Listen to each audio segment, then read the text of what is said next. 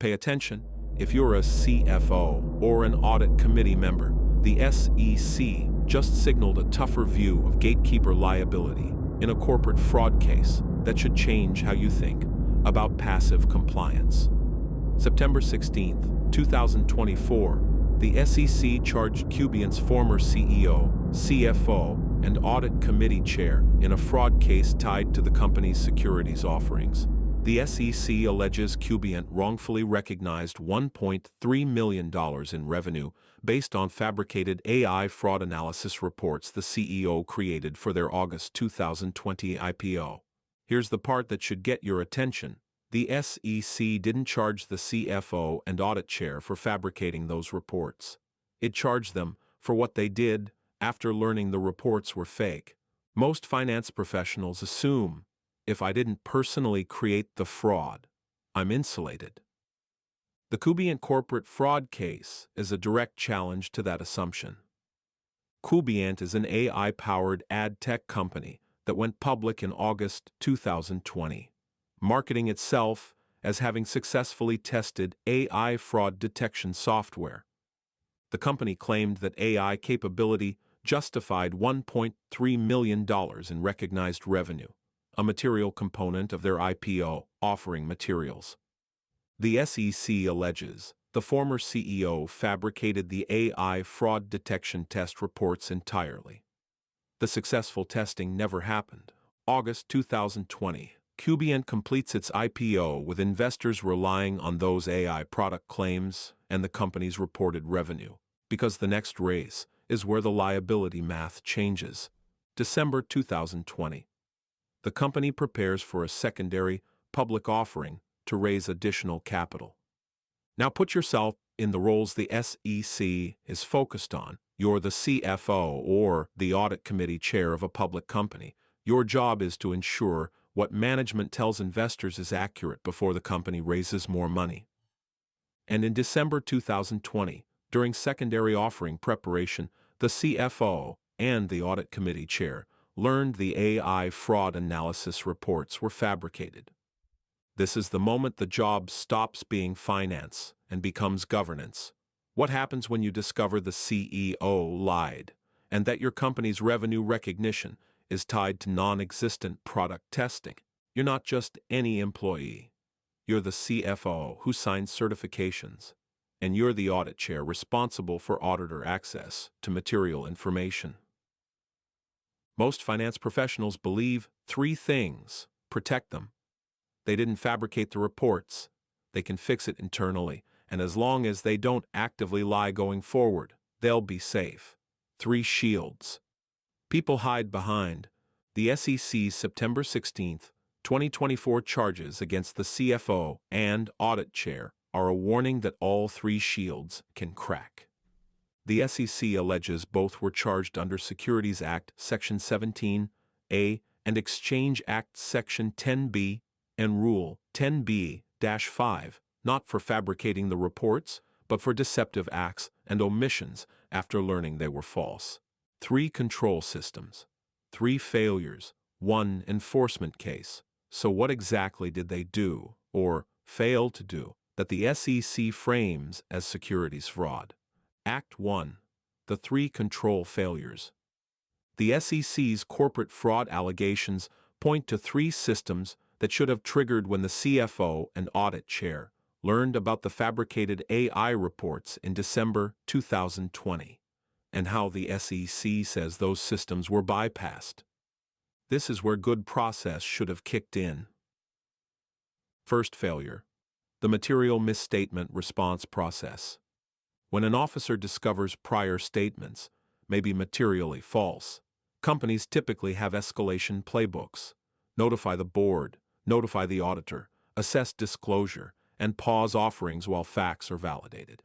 In this case, the CFO and audit chair learned in December 2020 that the AI fraud analysis reports were fabricated, meaning $1.3 million in recognized revenue had no legitimate basis. The SEC alleges that despite learning of the fabrication, they did not correct prior statements made to Kubient's independent auditor, and the December 2020 secondary offering proceeded, even though the officers allegedly knew the underlying AI support was fabricated. Second failure, auditor access. Under widely cited governance guidance, Sarbanes-Oxley, Section 301, is interpreted to require audit committees to support auditor independence and ensure access to material information. The SEC often treats restricting auditor visibility into material issues as a serious red flag.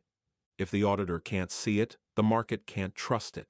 The SEC alleges the audit committee chair excluded the independent auditor from the meeting, where the fabricated reports were discussed, in a way that kept the independent auditor from learning about those discussions. The SEC further alleges she did not draft minutes for that meeting, so the independent auditor would not learn what was discussed. And here's where omission becomes a strategy. That's executive deception through omission. Not necessarily saying the false thing to the auditor, but allegedly preventing the auditor from even being in the room where the truth surfaced. Third failure, disclosure controls and certifications. Public company CFOs sign certifications tied to disclosure controls and reporting accuracy. You review, you certify, you own it. If the SEC believes an officer knew material information was false and continued signing, that becomes a liability multiplier. The SEC alleges the CFO certified quarterly and annual reports after December 2020, despite knowing the $1.3 million in AI-related revenue was based on fabricated testing. And here's the twist. The SEC didn't frame this as liability for the original false revenue recognition in August 2020. It framed it as liability for what happened after the knowledge point, continuing forward as if nothing had changed. Act 2. Why I didn't fabricate it isn't a defense. In enforcement, knowledge is a turning point, not a footnote. The Kubient Corporate Fraud case highlights a core idea the SEC repeatedly returns to. Liability risk isn't only about who created false information, it can also be about who had a duty to correct it and didn't. Most CFOs and audit chairs operate under the assumption, I'm not liable for the CEO's misconduct as long as I don't participate.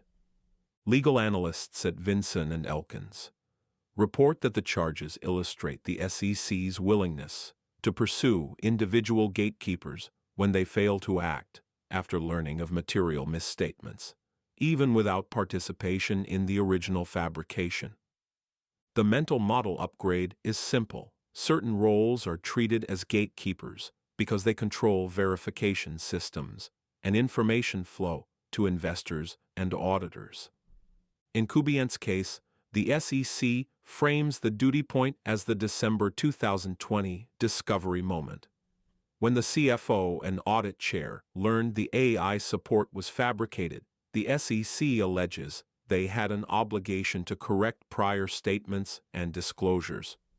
The SEC also alleges the CFO continued signing certifications for quarters after December 2020, each time certifying accuracy, while knowing the $1.3 million was based on fabricated testing. And the SEC alleges the audit chair violated auditor access expectations by excluding the auditor from a key meeting and leaving no minutes.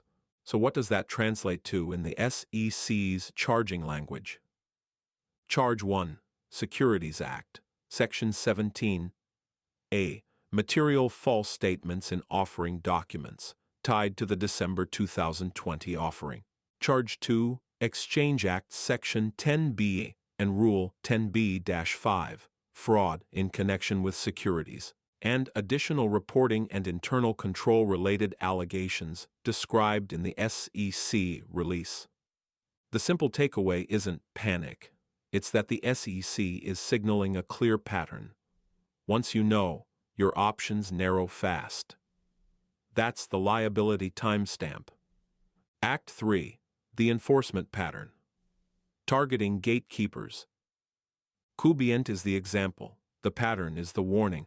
The Kubient Corporate Fraud case fits a broader enforcement theme in 2024 to 2025. The SEC increasingly emphasizes accountability for individuals, not only companies. Legal analysts also note a focus on gatekeepers, CFOs, audit chairs, controllers, and others who sit at control choke points and can stop bad information from reaching investors. AI-related product claims in public filings are also under increased scrutiny, especially around whether a company can substantiate what it says its AI can do. If your filings mention AI, this is your terrain. So here's the significance of September 16, 2024. The SEC signals how aggressively it's willing to pursue gatekeepers who discover fraud. "I didn't participate" may not be the shield people assume it is if the SEC believes you learned the truth and allowed misleading disclosures to continue. Across similar enforcement patterns, the recurring elements are knowledge of material, false information, a duty tied to role, and actions the SEC frames as concealment or failure to correct. It reframes professional responsibility. In a gatekeeper role, it's not only about not lying, it's also about what you do after you learn. So what does good look like when you discover something like this? Act 4. 3 Control protocols that reduce gatekeeper risk.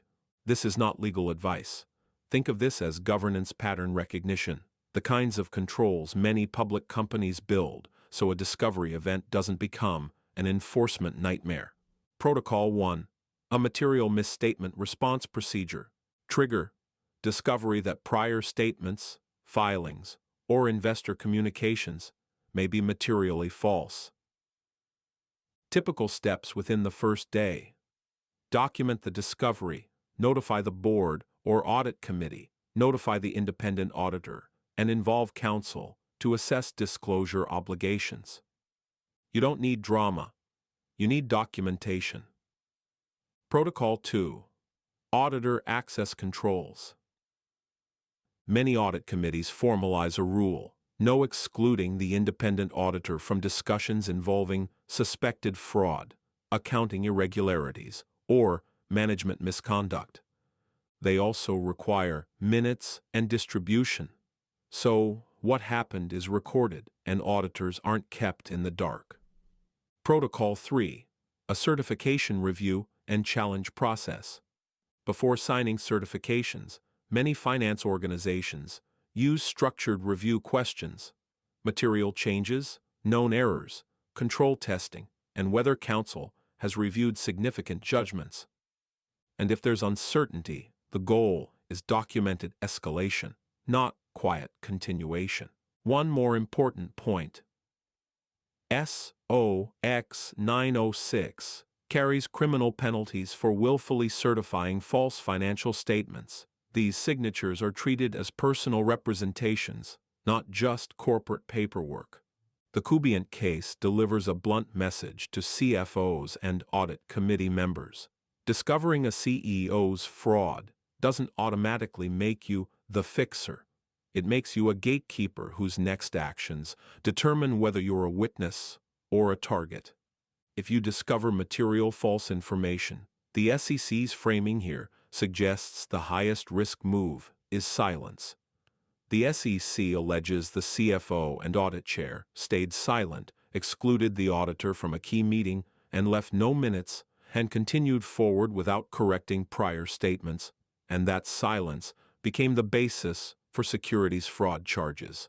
September 16, 2024, the SEC's corporate fraud charges against the CFO and audit chair underline the core lesson. You can't defend yourself by saying, "I didn't create the lie," if the SEC believes you had a duty to correct it and chose not to act.